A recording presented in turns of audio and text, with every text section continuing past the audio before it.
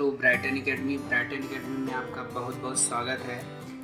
आज का हमारा टॉपिक है क्रय वापसी एवं विक्रय वापसी, अर्थात purchase, return and sales return. ठीक है बच्चों, तो आगे देखते हैं। सबसे पहले हम लोग देखेंगे क्रय वापसी, अर्थात क्रय वापसी का अर्थ क्या होता है देखेंगे।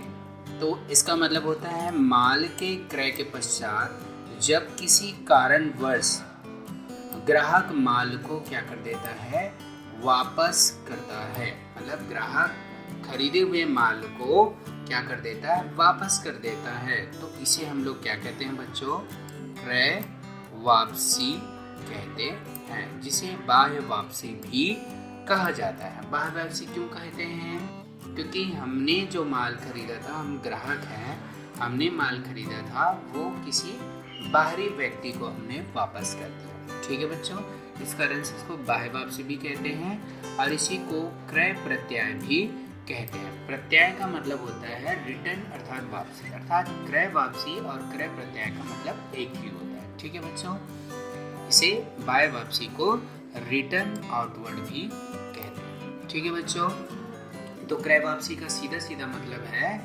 ग्राहक द्वारा जब अपने खरीदे हुए माल को किसी कारणवश वापस कर दिया जाता है, उसे हम लोग क्रय वापसी कहते हैं। ठीक है बच्चों, नेक्स्ट हम लोग देखेंगे विक्रय वापसी, जिसे इंग्लिश में सेल्स रिटर्न कहते हैं। ठीक है बच्चों, जब बेचे हुए माल को क्रेता किन्हीं कारणवश वापस कर देता है। हमने क्रेता को माल बेचा था, वो बेचा हुआ माल किसी कारणवश क्रेता हमें वापस कर देता है। क्रेता मतलब ग्राहक, ग्राहक को हमने माल बेचा था, वो हमारे पास वापस आ रहा है, मतलब बेचा हुआ माल वापस आ रहा है, उसी को हम लोग विक्रय वापसी कहते हैं।